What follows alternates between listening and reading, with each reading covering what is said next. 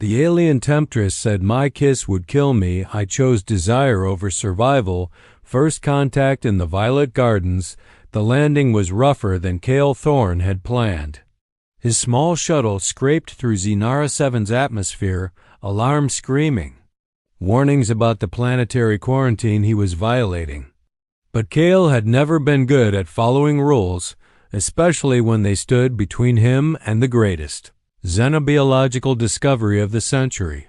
He stumbled out onto soil that seemed to pulse with its own heartbeat. The air tasted like honey and ozone.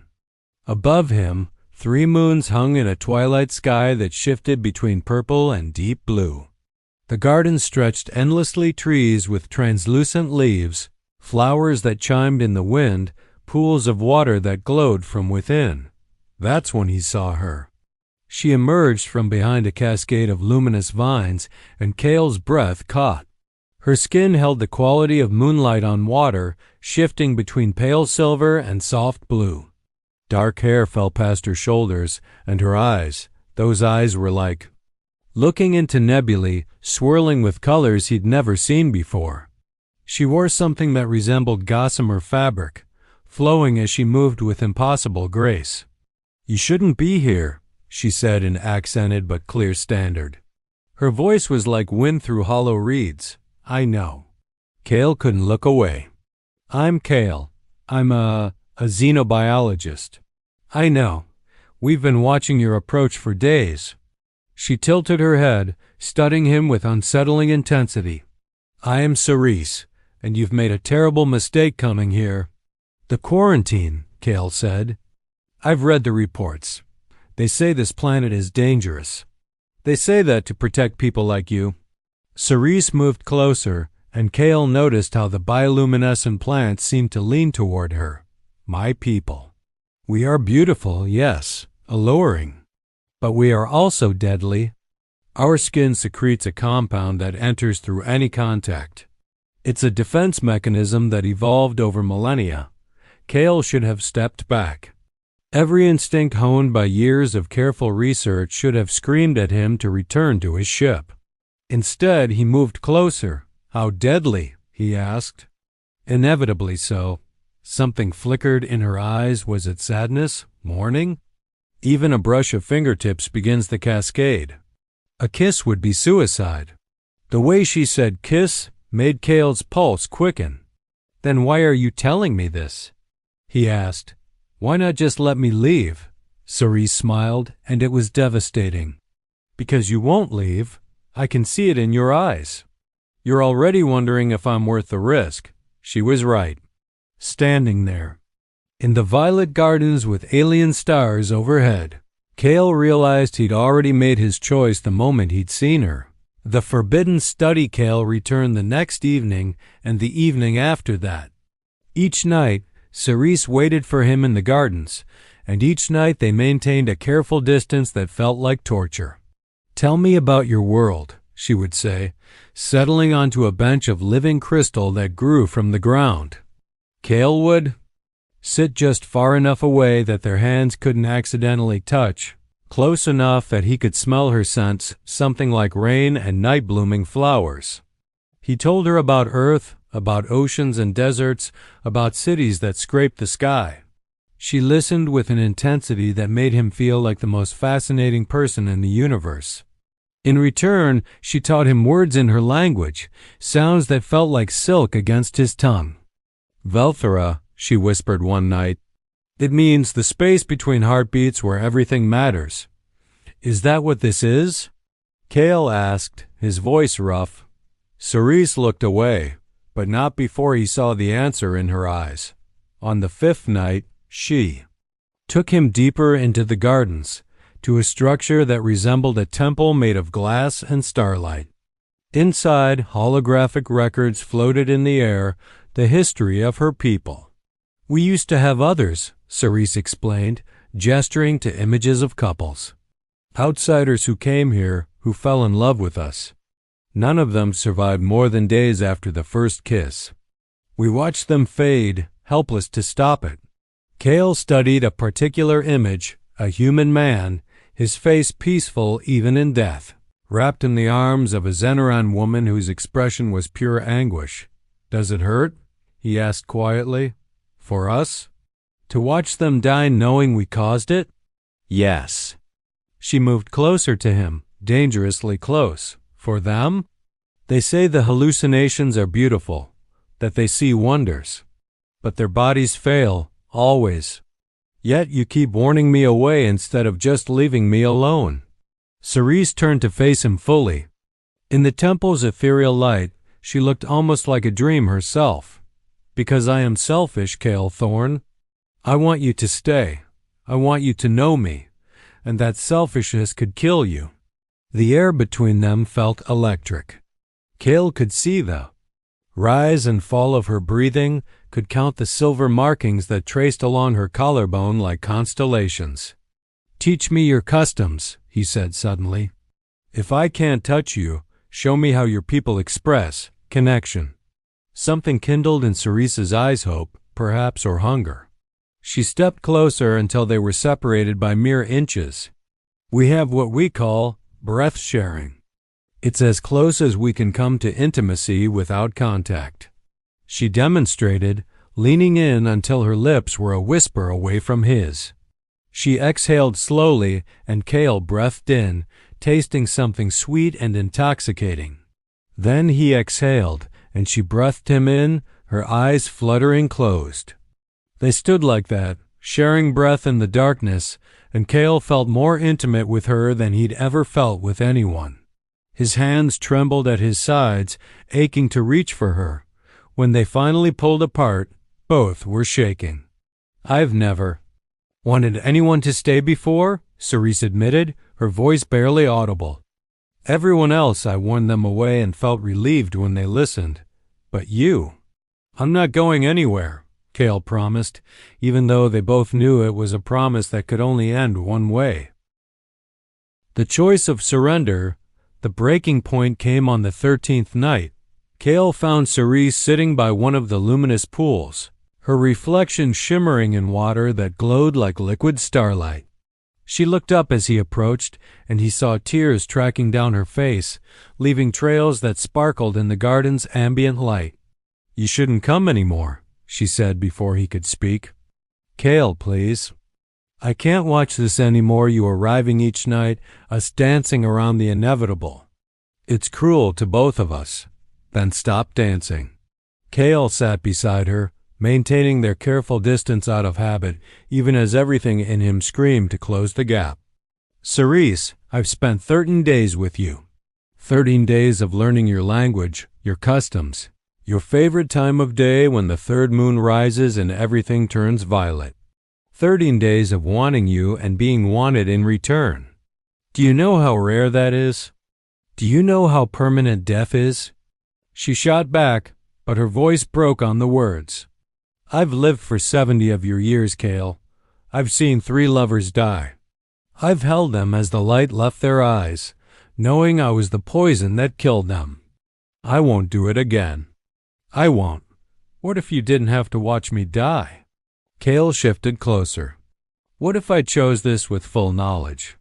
What if I decided that having you, even briefly, was worth any price?" "You don't understand what you're saying. I understand perfectly." He was close enough now that he could feel the warmth radiating from her skin. "I'm a xenobiologist, remember? I've studied the reports. I know the symptoms: fever, hallucinations, eventual organ failure. I know the timeline. And I'm telling you that I'd rather have 3 days of holding you than a lifetime of wondering what we could have been." Cerise turned to him, and in her eyes he saw centuries of loneliness, of being desired but never truly chosen with full understanding of the cost. "Why?" she whispered. "Why would you do this?" "Because," Cale said simply, "I've fallen in love with you. Not with the mystery or the danger or the alien beauty. With you, your laugh when I mispronounce words in your language, the way you tend to the gardens like they're your children, the sadness in your eyes when you talk about your people's isolation. I love you, Cerise, and I choose this." She was crying openly now, her luminous eyes reflecting the garden's glow. If we do this, there's no antidote, no cure.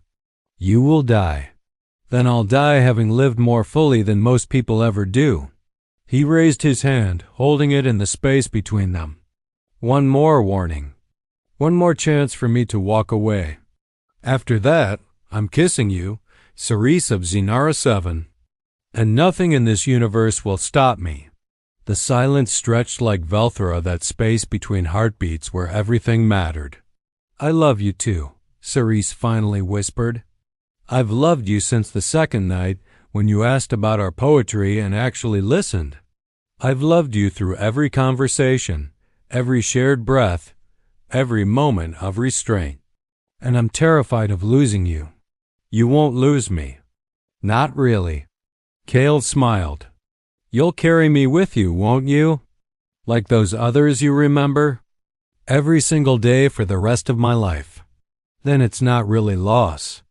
It's transformation." Above them, the three moons aligned, casting the gardens in a light that seemed to exist outside normal time. Cerise took a shuddering breath, then reached up and cupped Cale's face with her hand. The touch was electric soft and cool and everything he'd imagined. He felt a slight tingle where her skin met his, the beginning of the end. "No regrets?" she asked. "Not a single one?" Cerise leaned in and Cale met her halfway. Their lips touched and the universe exploded into sensation. The kiss was gentle at first, tentative, then deepened into something desperate and beautiful. Cale tasted starlight and sorrow and desire. He pulled her closer, feeling the coolness of her body against his, the way she trembled in his arms. When they finally broke apart, both were breathless. "How long?" Cerise asked, her forehead resting against his. "However long we have." Cale kissed her again, softer this time, savoring it. "Make it count." Under the alien stars, in gardens that glowed with otherworldly light, they held each other as the poison began its inevitable work, and neither of them looked back. The symptom of desire, the fever, began before dawn. Cale woke in Cerise's dwelling, a symptom of desire. The fever began before dawn. Structure that seemed grown rather than built, its walls translucent and warm. She was beside him, watching with those nebula eyes, her hand cool against his burning forehead. "It's starting," she said softly. "I know." His voice was rough, but he managed to smile. "Worth it." The first day was manageable. Cale felt flushed, his thoughts occasionally scattering like startled birds, but Cerise stayed close. She brought him water infused with bioluminescent petals that eased the burning, fed him fruits that tasted like dreams. Between moments of fever, they really talked about everything and nothing. "When I was young," Cerise told him, trailing her fingers along his arm in ways that would have been forbidden before, "I used to climb to the highest garden terraces and imagine someone would come who could touch me without consequences. Foolish, I know." "Not foolish," Cale murmured. "Hopeful. There's a difference." By the second day, the hallucinations began. Cale saw colors that didn't exist, heard music in the silence. But strangest of all, he began to understand things he shouldn't. The way the gardens were all connected through root systems that pulsed with shared consciousness. How Cerise's people communicated not just with words, but with subtle shifts in their skin's luminescence. "I can see them," he gasped during a particularly vivid episode. "The memories in the walls. Your people's history, all of it, flowing like sure," soothed, cradling him against her. "The toxin affects the neural pathways. You're experiencing what we experience naturally." "It's beautiful," he breathed. "You're beautiful. All of this I understand now why you couldn't leave." She held him tighter and Cale felt her tears on his skin. "I should never have let you kiss me. I'm killing you. No." He turned to look at her, fighting through the fever's haze. "You're showing me wonders. This is a gift, Cerise, even if it's the last gift I ever receive." That night, the fever peaked. Kale shook with chills despite his burning skin, and Cerise wrapped herself around him, her cooler body temperature offering some relief. In his delirium, he heard her singing ancient songs in her language that spoke of star-crossed lovers and sacrifices made for connection. "Stay with me," she whispered between verses. "Please, Kale, stay." "Always," he promised, though he wasn't sure if he said it aloud or just thought it. In the spaces between consciousness, they found new intimacy. Cerise's touch became his anchor to reality. Her voice guided him back from the edge whenever he drifted too far. And when lucidity returned in brief, precious moments, they shared tenderness that transcended physical pleasure, understanding each other in ways that went deeper than words. "Tell me something true." Kale asked on what he thought might be his last coherent night. Cerise was quiet for a long moment, her fingers tracing patterns on his chest. "I told the elders about you. About us. They were furious at first, said I was repeating old mistakes. But then I told them how you chose this knowingly, how you looked at death and decided love was worth it. And the eldest," she cried. "She said she'd forgotten that kind of courage existed in the universe." "What did you say?" "I said you taught me that some connections are worth any cost. That isolation kept us safe but also kept us alone. You changed me, Kale Thorne." "Good," he managed, pulling her closer. "Then I didn't die for nothing." "You're not dead yet," she said fiercely. "And I'm not giving up on you." On the third day, something unexpected happened. The fever began to break. Kale woke with unusual clarity, his thoughts sharp instead of scattered. The hallucinations had faded, leaving behind an almost crystalline perception of the world around him. He could still sense the garden's interconnected consciousness, but now it felt natural rather than overwhelming. Cerise was asleep beside him, exhausted from her vigil. In the morning light filtering through the dwelling's walls, she looked vulnerable in a way he'd never seen before. He touched her face gently, and she stirred, her eyes opening with immediate alertness. "Kale?" She sat up quickly, pressing her hand to his forehead. "Your temperature, it's almost normal. How do you feel?" "Different," he admitted. "But not dying. At least, I don't think I'm dying." Hope and fear warred in her expression. "That's impossible. No one survives past the third day." "The toxin should have." She stopped, staring at him. "Unless ... unless what?" But Cerise was already pulling him to his feet, leading him out of the dwelling with urgent grace. "We need to see the elders, now." The transformation, the Elder's sanctuary, was deep within the living mountain that formed Zenara 7's sacred heart.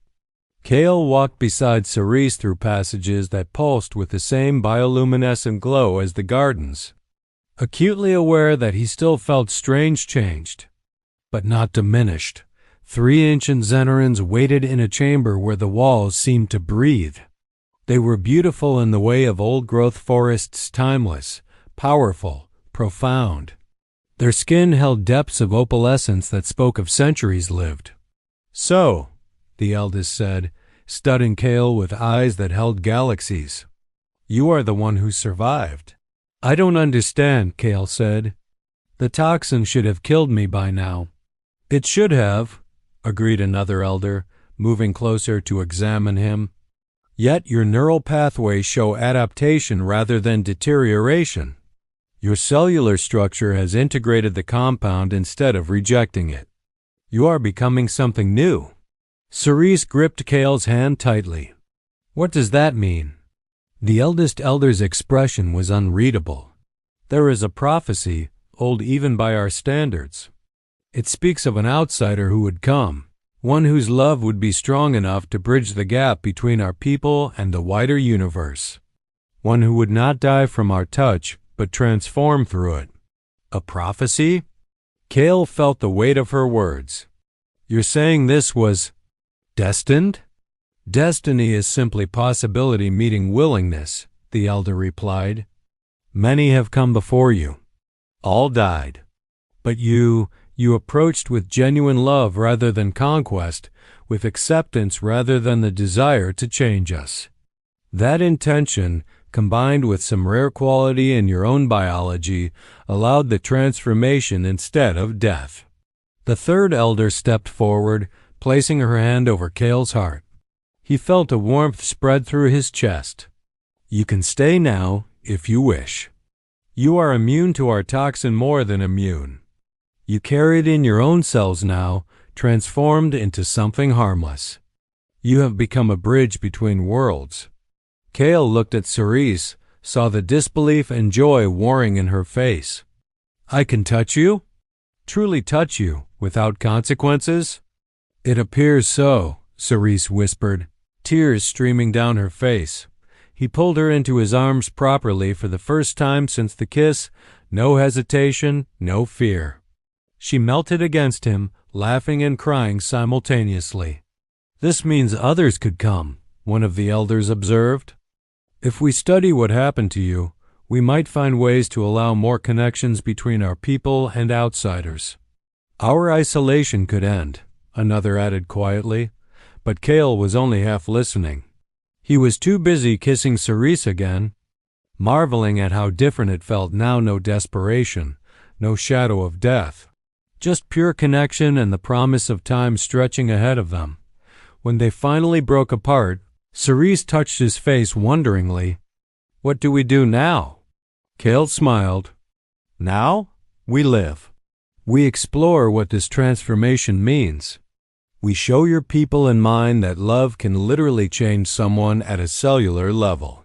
We write a new story. Together, Cerise added, always together. The elders watched them with expressions that might have been approval. The gardens will need tending, the eldest said with the faintest hint of humor, and someone must teach the outsider our proper customs. Since he seems determined to stay. I'll need a lifetime for that at least, Kale replied. Grinning, then it's fortunate you have one, Cerise said softly. Lacing her fingers through his, they walked out of the sanctuary hand in hand, into a world that suddenly held infinite possibilities. Above them, the three moons were rising again, painting everything in that violet light that had witnessed their first meeting. But this time, there was no distance between them. No careful space maintained out of caution. In the gardens where they'd first met, where Kale had made the choice to kiss death itself for a chance at love. They stood together watching the bioluminescent flowers bloom in the twilight. Cerise leaned against him, her head on his shoulder, and Kale wrapped his arms around her, still marveling at the simple miracle of touch without consequence. No regrets? She asked, echoing his words from that fateful night. Kale kissed the top of her head, breathing in her scent of rain and night flowers. Only that I didn't crash land here sooner.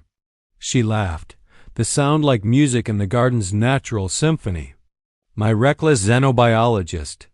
Your reckless xenobiologist, he corrected. For as long as you'll have me. Forever then, Cerise said simply, turning in his arms to face him. In whatever form that takes. They kissed again as the stars emerged overhead, not a farewell kiss, not a desperate gamble, but a greeting. A beginning. A promise of countless tomorrows stretching out before them like the endless gardens of Zinara 7, full of light and mystery and love that had proven stronger than death itself. And somewhere in the living mountain, the elders smiled and updated their ancient prophecies, adding a new line about courage, transformation, and the human explorer who chose desire over survival and found he could have both. The end.